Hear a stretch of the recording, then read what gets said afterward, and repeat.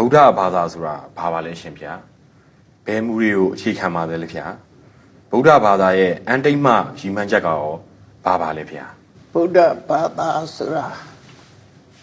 မြတ်စွာဘုရားရဲ့အဆုံးအမ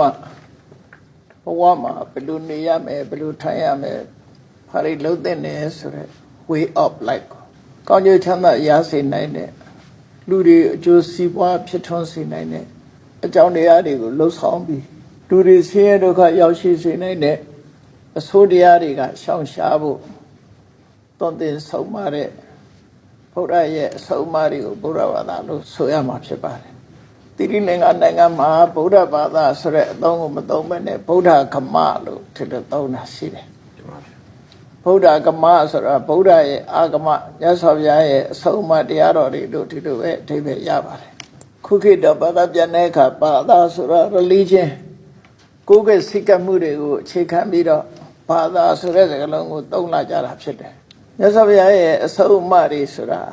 လိုက်နာကျင့်သုံးရမှာဖြစ်လို့ကိုယ်ကစိတ်ကမှုဆိုတဲ့ဟာကတွဲဖက်ပြီးတော့ပါလာတဲ့အရာတွေသာဖြစ်တယ်ပေါ့မှန်ပါဗျာအဓိကကဘုရားဘာသာဆိုတာမြတ်စွာဘုရားရဲ့အဆုံးအမသွန်သင်ပြသတဲ့စကားတွေပဲဖြစ်တယ်ဒါပြင်မြတ်စွာဘုရားကဘာတွေဆုံးမတော့ဆိုတော့ကိုကျင့်သီလကောင်းမှုနဲ့လူချင်းအကျင့်တရားထားဖို့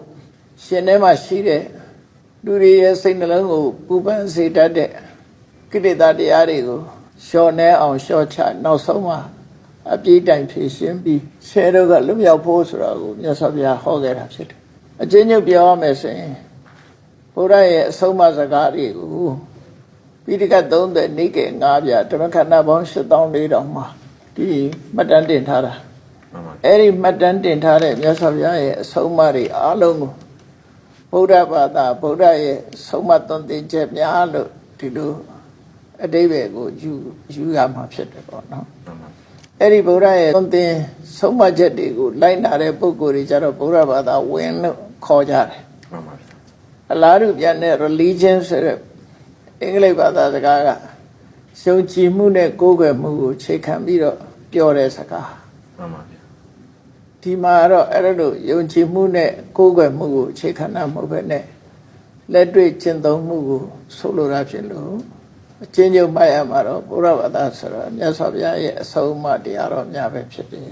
သူရဲ့အန်တိတ်မှရည်မှန်းချက်ကရောဘာများဖြစ်မလဲဘယ်မူတွေကိုအခြေခံတယ်ဆိုတာလေးကိုပြောအောင်နော်မှန်ပါဗျာမူလို့ဆိုတာတဲ့ဘုရားဘာသာဖြစ်ဖို့အဓိကအကြောင်းတရားကတော့ကမ္မတက္ကတာသမ္မာဒိဋ္ဌိလို့ပါဠိမှာဆိုတာအဲ့ဒီကမ္မတက္ကတာသမ္မာဒိဋ္ဌိဆိုတာကိုလှုပ်တာကိုနဲ့သက်ဆိုင်တယ်လို့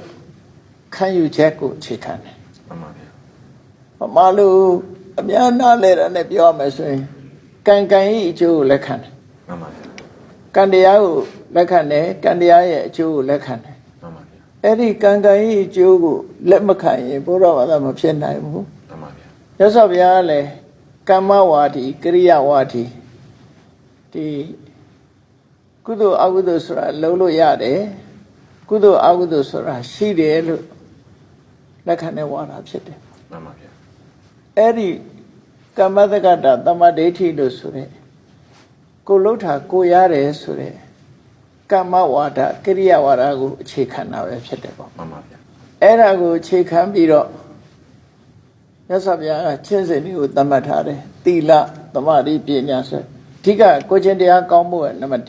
မှန်ပါဗျာကိုကျင့်တရားကောင်းပြီးတဲ့အခါစိတ်ဓာတ်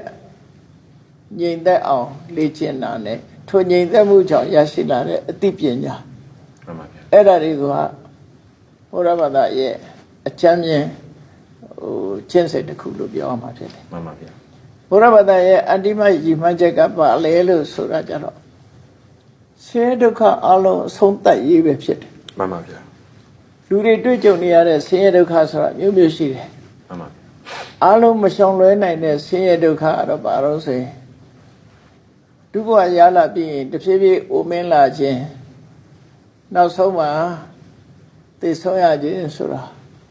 ဒါအကြီးမားဆုံးဆင်းရဲဒုက္ခလို့ပြောမှာပဲဖြစ်တယ်မှန်ပါဗျာဒီကြားထဲမှာဆုံးရှုံးနေတာမှုတွေကြုံရလို့တောကဖြစ်ရတာတို့ငိုရတာတို့ ခန္ဓာကိုယ်မှာနာကျင်ကြိုက်ခဲတဲ့ဒုက္ခတွေကာယကဒုက္ခတွေခံစားရတာတို့စိတ်မချမ်းမသာဖြစ်တဲ့ဆင်းရဲဒုက္ခတွေခံစားရတာတို့စိတ်ပင်ပန်းမှုတွေခံစားရတာတို့ဆိုရယ်ရင်ထဲကအပူတွေအဲ့ဒီဒုက္ခတွေ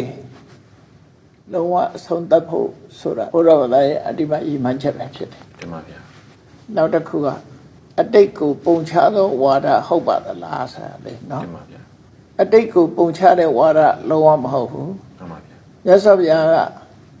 အတိတ်အကြောင်းတရားကိုလည်းလက်ခံတယ်ပစ္စုပန်အကြောင်းတရားကိုလည်းလက်ခံတယ် တင်ပါဗျာ အတိတ်ကြီးတတ်တတ်ပုံချတဲ့ဝါဒကိုပုပ္ပိကတဟေတုဝါဒလို့ခေါ်တယ်အဲ့ဒီဝါဒကဘုရားလက်မခံတဲ့ဝါဒပဲ တင်ပါဗျာ အရာရာဟာအတိတ်ကလောက်ခဲ့လို့ဆိုတဲ့ဟာမျိုးလုံးဝလက်မခံဘူး တင်ပါဗျာ ပစ္စုပန်လောလောလတ်လတ်ဖြစ်ပေါ်နေတဲ့အကြောင်းတရားကိုလည်းထည့်သွင်းစဉ်းစားတယ် တင်ပါဗျာ အဲ့တော့